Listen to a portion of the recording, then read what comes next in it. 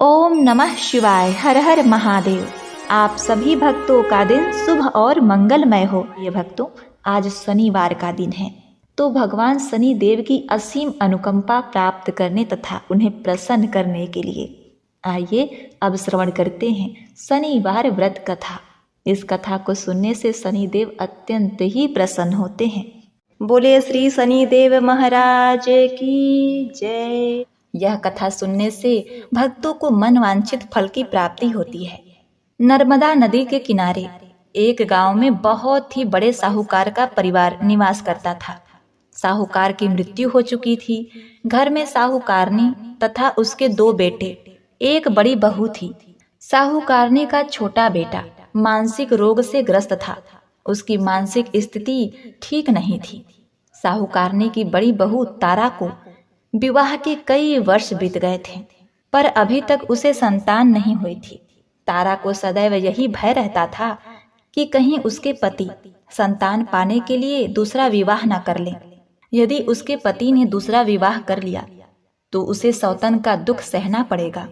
प्रिय भक्तजनों, इसी डर से तारा ने एक योजना बनाई और उसने अपने घर में काम करने वाली नौकरानी चंदा से अपने देवर चंदन का विवाह कराने के लिए अपनी सास साहूकारनी तथा अपने पति को मना लिया।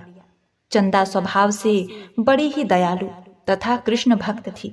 वह बचपन से ही उसी साहूकारनी के घर काम करती थी। उसका अपना कोई नहीं था। अब चंदा का विवाह मानसिक रोगी चंदन से करा दिया गया। कुछ साल बाद चंदा ने एक सुंदर पुत्र को जन्म भी दिया, किंतु चंदा की जेठानी तारा ने चंदा का बच्चा छीन लिया और उसे घर से धक्के मारकर बाहर निकाल दिया। और तारा ने अपने पति को भी अपने पक्ष में कर लिया। प्रिय भक्तगणों, बेचारा चंदन तो मानसिक रोगी था, वह कर भी क्या सकता था, और वह साहूकारनी चाहकर भी कुछ न कर सकी। प्रिय भक्तगणों, दरअसल ये तो तारा की चाल थी। उसने तो कभी चंदा को अपनी देवरानी माना ही नहीं। वह तो सिर्फ चंदा से उसका बच्चा लेना चाहती थी ताकि उसे पाल पोस कर अपना नाम दे सके। अब देखिए, चंदा के बार बार रोने गिड़गिड़ाने पर भी तारा नहीं मानी और उसे उस गांव से ही निकाल दिया। अब चंदा गांव गांव भटकने लगी। भटकते भटकते वह कृष्ण जी के एक पुराने मंदिर में पहुंच गई। वहीं पर उसने प्रभु से न्याय की गुहार लगाई। वह अपना सर भगवान की चौखट पर पटकने लगी तथा लगातार ओम कृष्णाय नमः मंत्र का जाप भी करती रही। प्रिय भक्तों, उस स्त्री की करुण पुकार न्याय के देवता शनि देव ने सुनी तथा भगवान श्री कृष्ण के आदेश से तुरंत चंदा के पास उपस्थित हो गए और साधारण मनुष्य का रूप धारण करके उसे अपने आप को कष्ट ना पहुंचाने के लिए कहा और कहा कि हे बहन, तुम भगवान श्री कृष्ण पर विश्वास रखो और ओम कृष्णाय नमः मंत्र का जाप करती रहो। तुम्हारा अवश्य ही कल्याण होगा। तुम्हें जो भी दुख है सब भगवान श्री कृष्ण हर लेंगे और शनिदेव की कृपा से तुम्हारा मंगल होगा। यह सुनकर चंदा भगवान श्री कृष्ण के आराधना में लग जाती है। शनिदेव का ध्यान करते हुए ओम कृष्णाय नमः मंत्र का जाप करने लगी। अब शनि देव एक साधु का भेष बदलकर साहूकारनी के घर पहुंच गए और अलख निरंजन का अलख जगाने लगे। तब घर से बाहर साहूकारनी निकली और उसने भिक्षा देकर उन्हें प्रणाम किया। तब साधु रूपी शनि देव ने कहा, हे देवी, मैंने सुना है आपके घर में कोई मानसिक रोगी है। मैंने 7 सालों से हिमालय के जंगलों में भटकते हुए बहुत ही दुर्लभ जड़ी बूटी इकट्ठी की है जो हर प्रकार के रोगों को समाप्त कर देती है। यदि आप कहें तो मैं आपके घर के मरीज को ठीक कर सकता हूँ। प्रिय भक्तों, उस साहूकारनी ने कहा, हे महात्मन, अहो भाग्य जो आप यहाँ पधारें। हाँ महाराज जी, मेरा छोटा बेटा जो कि दिमागी रूप से बीमार है, आप उसे ठीक कर दीजिए। आप जो चाहेंगे मैं वो आपको दूंगी। आइए, घर के अंदर आइए। साहूकारनी ने अपने बेटे चंदन को साधु महाराज को दिखाया, जो अब चंदा के चले जाने से बहुत ही दुखी था। साधु महाराज ने अपने कमंडल से जल निकालकर उसे अभिमंत्रित करके चंदन को पीने के लिए दिया उस जल को पीते ही चंदन बिल्कुल ठीक हो गया। और साधु महाराज ने तारा को भी बहुत समझाया कि वह चंदा का बच्चा उसे वापस कर दे और अपनी गलती को स्वीकार कर ले, किंतु नहीं मानी। वह तो उल्टे ही साधु महाराज को ही डांटने लगी, यहाँ तक कि चंदन के ठीक होने से उससे ईर्ष्या करने लगी। इस बात से रुष्ट होकर भगवान शनिदेव की दशा तारा को लग गई और वह मानसिक रोगी हो गई। उसका एक हाथ लकवा से ग्रस्त हो गया।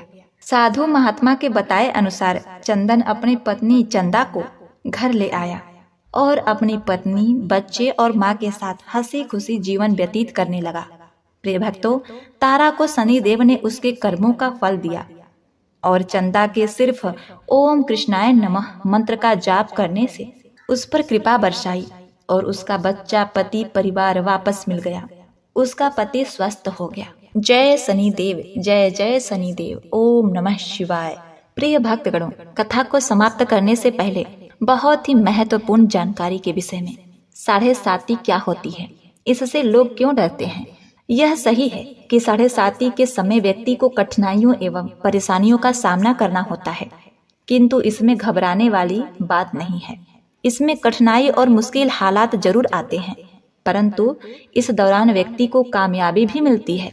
बहुत से व्यक्ति 7.5 के प्रभाव से सफलता की ऊंचाइयों पर पहुंच जाते हैं। 7.5 व्यक्ति को कर्मशील बनाता है और उसे कर्म की ओर ले जाता है। हठी, अभिमानी और कठोर व्यक्तित्व वाले व्यक्ति से यह काफी मेहनत करवाता है। 7.5 के 3 चरण होते हैं। 7.5 का पहला चरण नजदीकी रिश्तेदारों और जातक को प्रभावित करता है।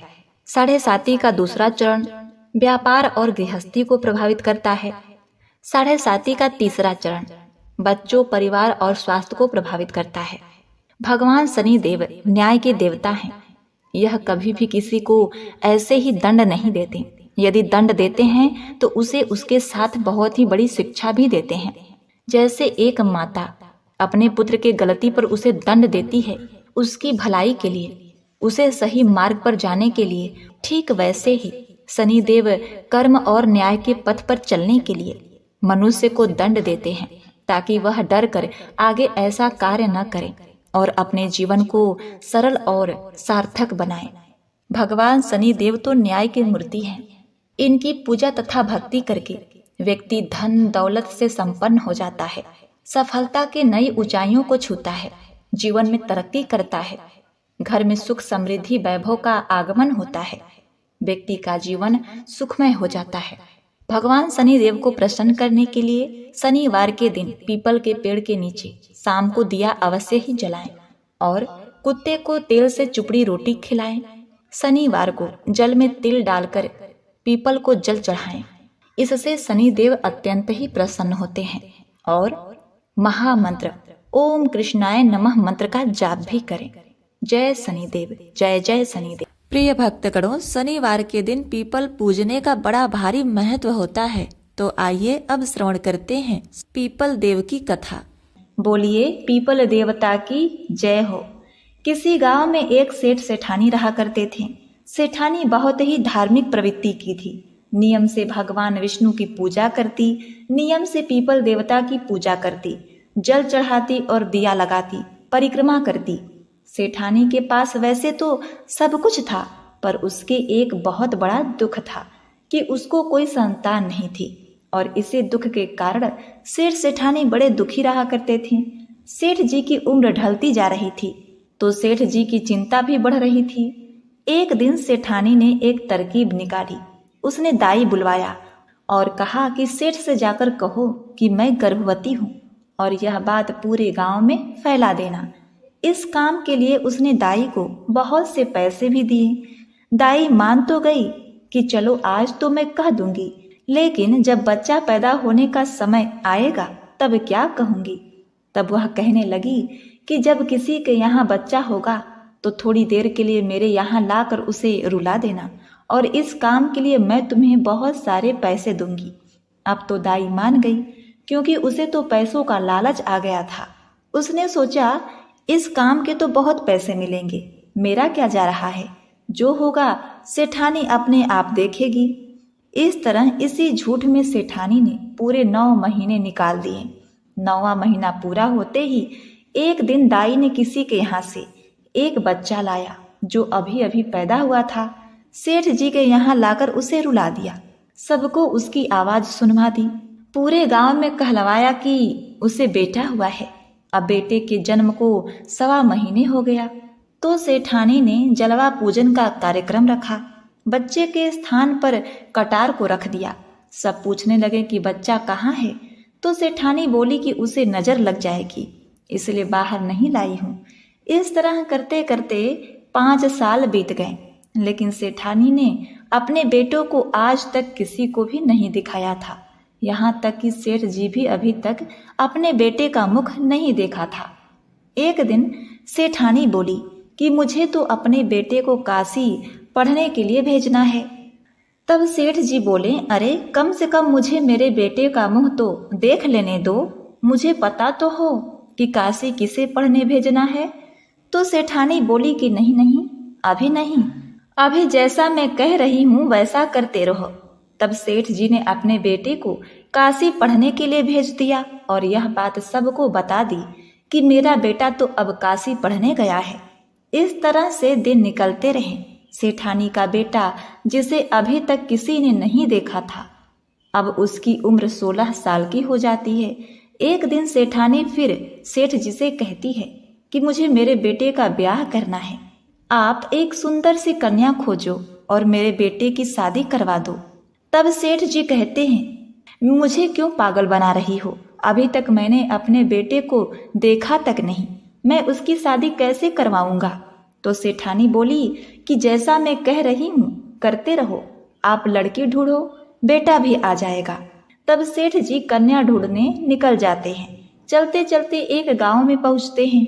वहां कुछ लड़कियां कुछ खेल खेल रही थी। जब सब लड़कियां अपने घर जाने लगीं, तो एक लड़की जो सेठ जी को कुछ समझदार लग रही थी, उसके पीछे पीछे सेठ जी चल देते हैं। घर पहुंचकर उसके पिता से बात करते हैं और शादी तय कर देते हैं। लड़की के पिता जब सेठ जी से लड़के के बारे में पूछते हैं, तो सेठानी ने जो कहा था सेठ जी वही कह देते हैं कि मेरा बेटा तो काशी पढ़ने गया है। लड़की के पिता कहते हैं कि ब्याह कैसे होगा। तब वो कहते हैं कि कटार से ब्याह करा दूंगा। शादी की रस्में शुरू हो जाती हैं। सगाई भी कटार से कर देते हैं, शादी भी कटार से कर लेते हैं, फेरे भी कटार से कर देते हैं। करते करते बहू ससुराल आ जाती है।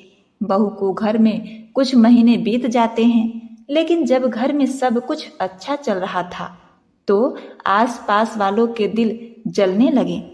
सेठानी की औलाद नहीं थी, अब उसके घर में बहू भी आ गई तो आस पड़ोस की औरतें उससे जलने लगी। एक दिन पड़ोसन बहू के कान भर देती है और कहती है कि तूने अपने पति को तो कभी नहीं देखा, पता नहीं तेरा पति असल में है भी कि नहीं, या तुझे ये सब पागल बना रहे हैं। तो बहू सास के पास जाकर पूछती है कि मेरे पति कहाँ हैं और कब आएंगे। सास पूछती है कि ऐसा क्यों कह रही हो। तब वह पड़ोसन की कही सारी बात बता देती है। तब सास उसे पड़ोसन से बात करने से मना कर देती है। अब सास जब भी कहीं बाहर जाती, कहीं मंदिर जाती, तो बहू घर से बाहर ना जाए और उसका मन भी लगा रहे, इसलिए बहू को कमरे की चाबी दे जाती और कहती कहीं मैं जाऊंगी तो कमरे खोल खोल कर देख लेना। बहू उन कमरों को खोल खोल कर देखती रहती है। एक कमरे में बहुत सारे सुंदर सुंदर कपड़े रखे होते हैं। कपड़े पहन पहन कर देखती है और खुश होती रहती है। दूसरा कमरा खोलती है तो उसमें बहुत सारे गहने होते हैं। रोज नई नई गहने पहनती है और खुश होती है, सोचती है कि मेरा ससुराल तो बहुत धनवान है। तीसरे कमरे में खूब मिठाइयाँ होती है।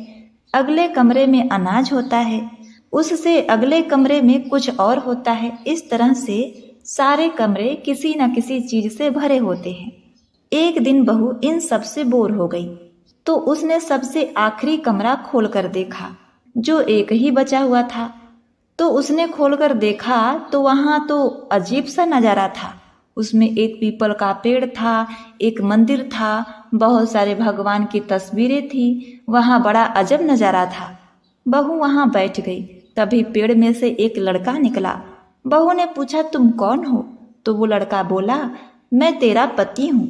वह कहने लगी तुम तो काशी पढ़ने गए थे, कब आए और इस कमरे में क्या कर रहे हो? बाहर क्यों नहीं आते? अपनी माँ से क्यों नहीं मिलते? बाबा से क्यों नहीं मिलते? कभी मुझसे क्यों नहीं मिले? तब लड़का बोला कुछ मत पूछो, जैसा मैं कह रहा हूँ करती रहो और मेरी माँ को भी बता देना कि मैं आ गया हूँ।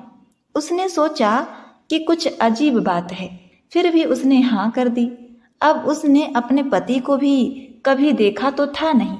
वह सोचने लगी कि इस घर में आया है तो मेरा पति ही होगा। उसके साथ खूब बातें करने लगी। अब जब भी सासू माँ कहीं बाहर जाती, मंदिर जाती, तो वह बहुत सीधा कमरा खोलती और पेड़ में से लड़का निकलता। दोनों खूब बातें करते, खाते पीते। एक दिन वह गर्भवती हो गई तो सेठ सेठानी उस पर बहुत चिल्लाए कि तूने तो हमारा बुढ़ापा खराब कर दिया, हमारा मुंह काला कर दिया, हमारा बेटा तो घर में नहीं है। अपने सास ससुर की बातें सुनकर वह रोने लगी और कहने लगी आप मुझे ऐसा क्यों कह रहे हो? तब सेठानी बड़े ही नरम आवाज में दुलारती पुचकारती हुई बहू से कहती है बहू बता यह बच्चा किसका है? तो बहू कहती है आपके बेटे का ही है। वह काशी से पढ़कर आ गए हैं, 7वें कमरे में छुपकर रहते हैं और आपसे अभी मिले नहीं, इसलिए आपको पता नहीं। आपके मंदिर जाने के बाद मैं रोज वहां जाती हूँ, फिर हम दोनों खूब बातें करते हैं, खाते हैं पीते हैं, समय बिताते हैं। तब सास कहती है तूने मुझे कभी कुछ बताया क्यों नहीं? तो बहू बोलती है कि आपके बेटे ने ही मना किया था कि अभी किसी को मत बताना, मेरी माँ को भी मत बताना।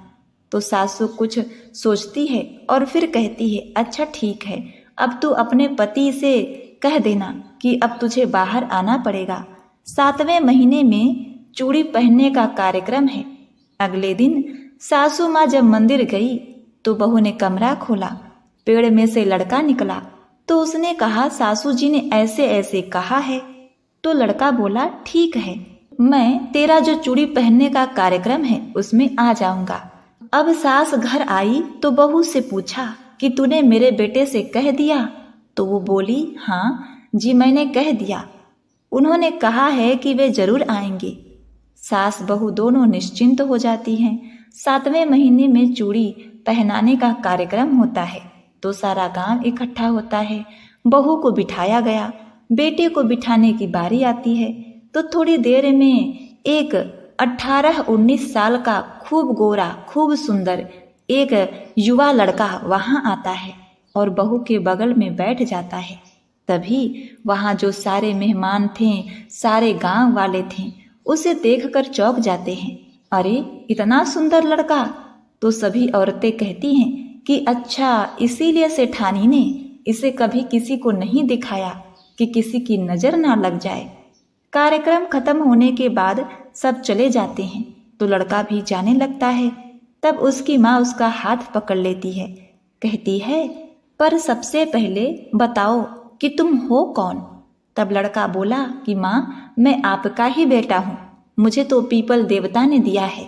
आप पीपल देवता की पूजा करती हैं, उसमें ब्रह्मा विष्णु महेश तीनों का वास है, साथ में लक्ष्मी जी भी रहती हैं और आप पीपल देवता से हमेशा एक औलाद मांगती हैं।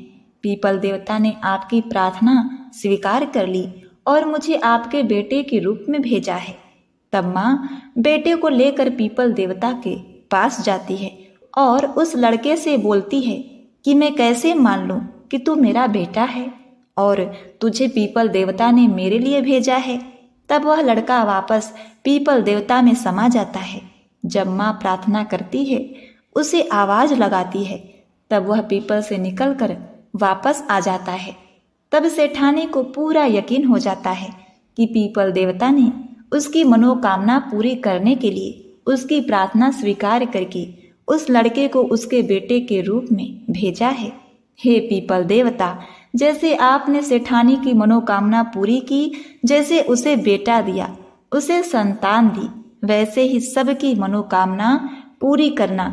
आपकी पूजा करने वाले, परिक्रमा करने वाले सबकी मनोकामनाएं पूरी करना, सबको संतान देना, सबके संतानों की रक्षा करना। बोलिए पीपल देव की जय हो।